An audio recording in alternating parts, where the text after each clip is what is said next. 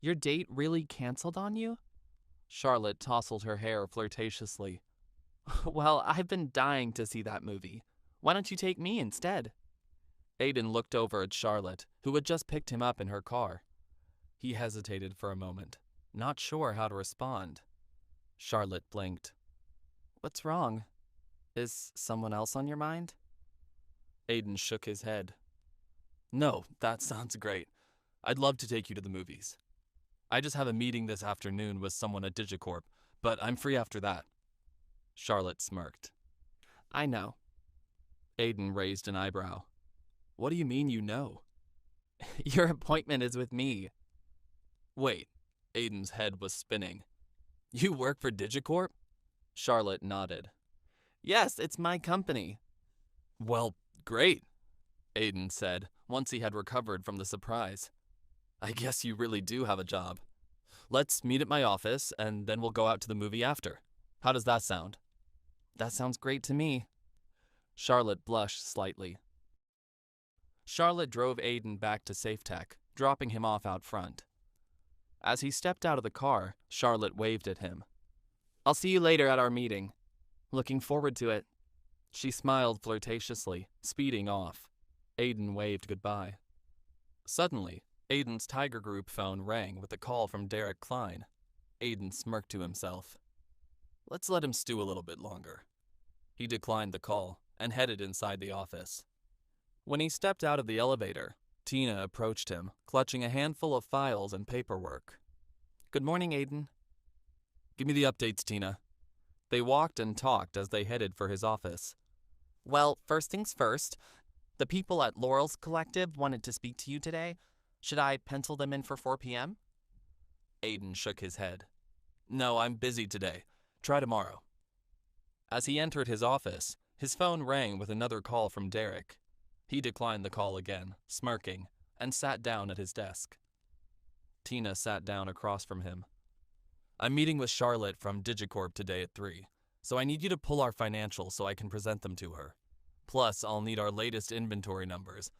How did we do with our last batch of cameras? Tina shook her head, dejected. A little bit slower than we had hoped. We only managed to produce 10 cameras yesterday. Aiden grimaced. Okay. Do whatever you can to get production to speed things up. We need to be producing at least double that. Tina nodded. Very good, sir. She left, returning to her desk outside his office. Aiden's phone rang again. He looked down at Derek's name on the screen and rolled his eyes. I guess I've left him in suspense long enough. Finally, he picked up the phone, switching on the voice modulator. Hello, Derek. Derek's stammering voice came through on the other end of the phone. How did you know it was me? Aiden chuckled. Maximilian told me to expect your call. Right. Derek continued stammering, barely holding it together. Well, Tiger, sir, I'm sorry to have to call you directly, but I wanted to talk to you about the shares that the Tiger Group has pulled from Daring Industries. You see, Maximilian told me. Was Maximilian not clear on your instructions? Aiden interrupted him, assuming a brooding air. If you want to stay afloat, I'm afraid you're going to have to buy those shares back yourself. Derek tried again. Look, sir, I think there's been some kind of misunderstanding. Whatever I did to make the Tiger Group angry, I want to fix it. Please, can we just meet in person and talk this through? Aiden shook his head. No, I'm afraid that won't be possible, Derek. Derek fell silent for a moment.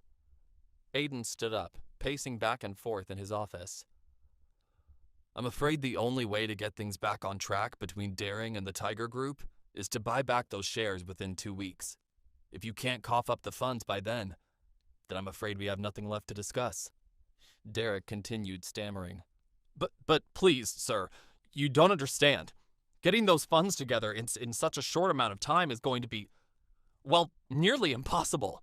If we could just have a little more time. No, Aiden interrupted him. That's not an option. You want to stay in business? This is what it takes. Aiden smirked for a moment before continuing. I also happen to know that you're in business with a man named Craig, who also has a vested stake in the company. Is that correct? Derek faltered. What? How could you know that? We make it our business to know everything in the Tiger Group, Derek. Aiden sneered. If the two of you can't find a way to buy back your shares of the company, then I'm afraid there's nothing we can do. Good luck, Mr. Klein. You're going to need it.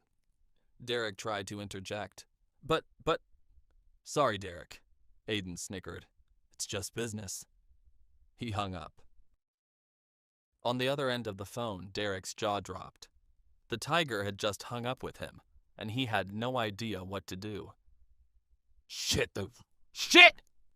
Derek slammed his phone down on his desk, his pulse racing.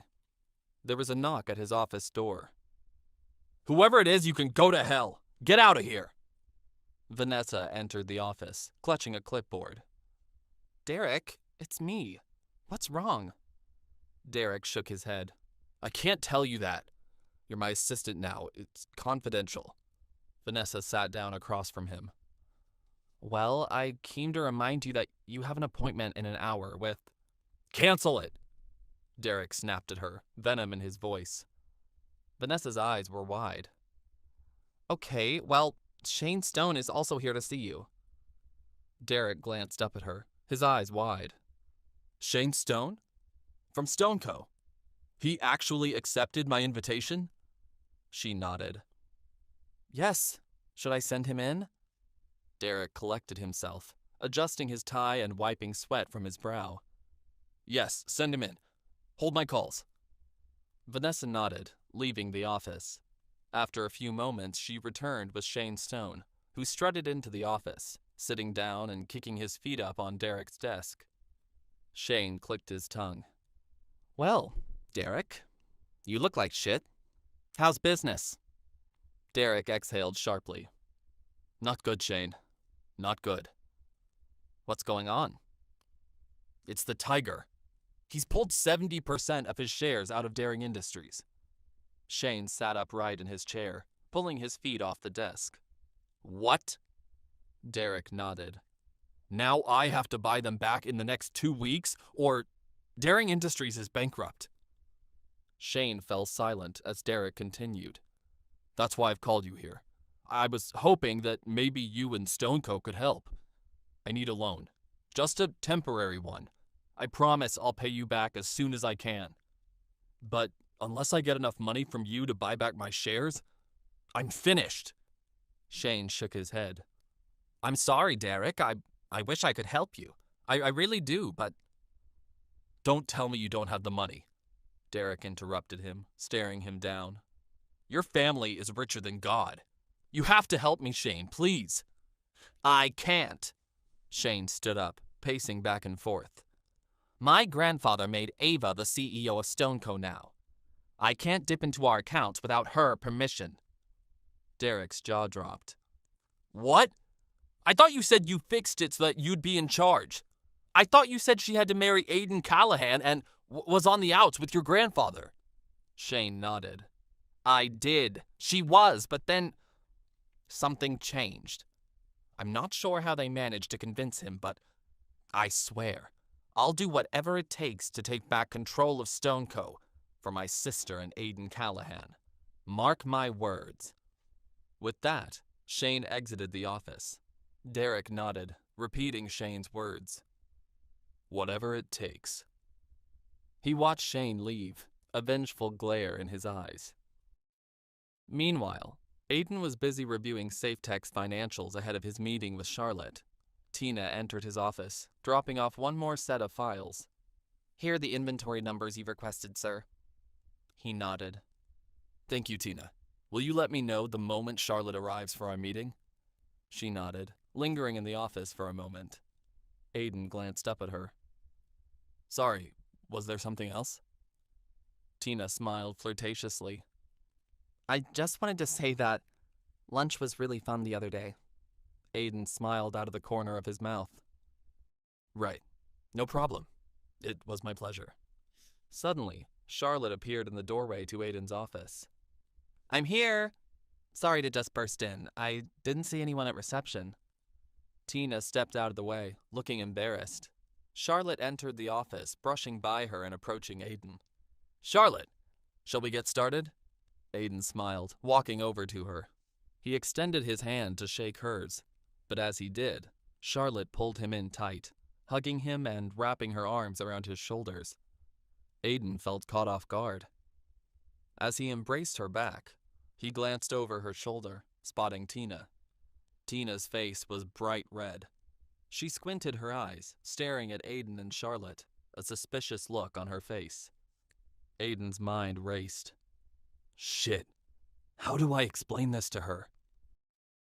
How will Tina react to seeing Charlotte and Aiden together? And what will Derek and Shane do to get revenge on Aiden and the Tiger Group? Wait, that's not the end. You've just had a free taste. Now get the full story on the Pocket FM app, link in description. Check out our next video and playlist, and don't forget to like, share, and subscribe.